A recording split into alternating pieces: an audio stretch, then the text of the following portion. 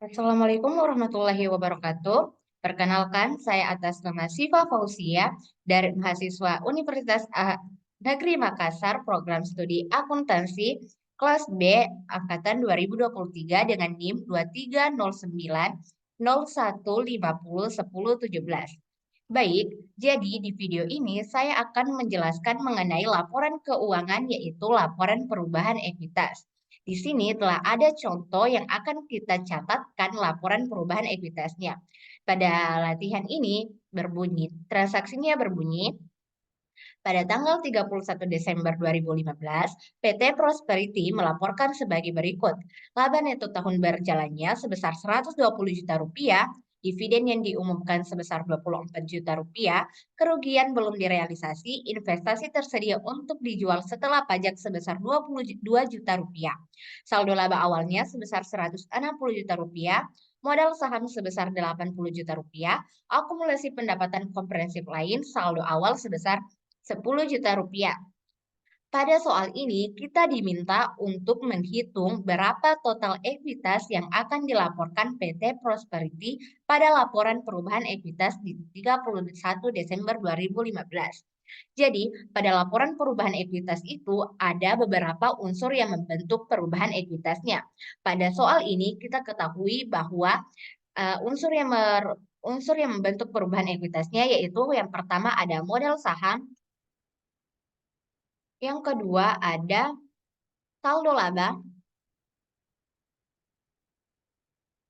yang ketiga ada akumulasi pendapatan komprehensif lain.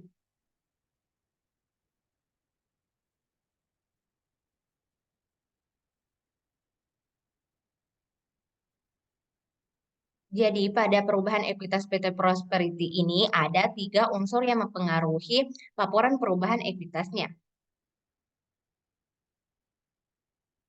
Untuk mengetahui perubahan ekuitas dari PT Prosperity ini pada tanggal 31 Desember 2015, langkah awal yang harus kita ketahui yaitu saldo awal dari PT Prosperity pada tanggal 1 Desember 2015, 1 Januari 2015. Saldo awal 1 Januari 2015 ini kita peroleh dari yang pertama yaitu modal saham, yaitu kita ketahui sebesar 80 juta rupiah. Yang kedua yaitu ada saldo laba sebesar 160 juta rupiah. Saldo laba ini merupakan keuntungan yang kita peroleh pada tahun sebelumnya, yaitu keuntungan pada tahun 2014, di mana saldo laba ini merupakan laba tertahan yang belum kita distribusikan kepada pemilik saham yang lain, yaitu sebesar 160 juta rupiah. Di sini ada akumulasi pendapatan komprehensif lain yang ikut mempengaruhi atau membentuk perubahan ekuitas pada PT Prosperity. Yang kita ketahui nilainya dari soal yaitu sebesar 10 juta rupiah.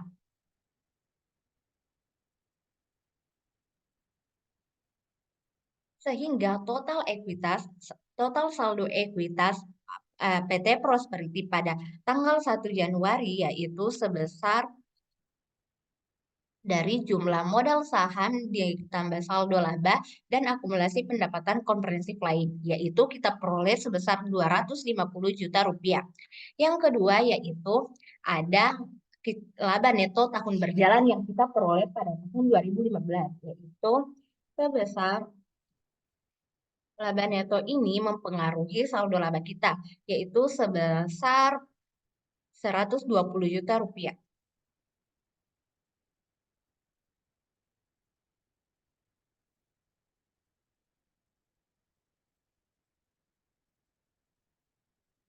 Di sini pula di soal diketahui bahwa ada dividen yang diumumkan. Dividen yang diumumkan. Ada dividen. Dividen ini mempengaruhi saldo laba karena dividen ini adalah laba yang kita peroleh ini kita distribusikan dengan pemilik saham yang lain, yaitu sebesar 24 juta. Karena pada dividen ini maka akan mempengaruhi atau akan mengurangi saldo laba kita, yaitu sebesar 24 juta rupiah.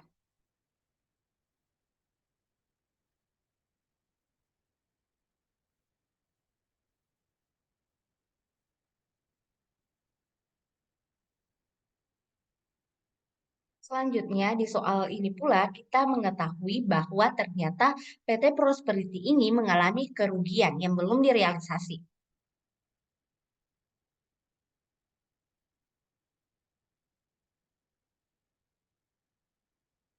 Mengalami kerugian yang belum direalisasi yaitu sebesar 2 juta rupiah. Kerugian yang belum direalisasi ini mempengaruhi akumulasi pendapatan komprehensif lain PT Prosperity. Yang kita ketahui yaitu sebesar 24 juta rupiah. 2 juta rupiah.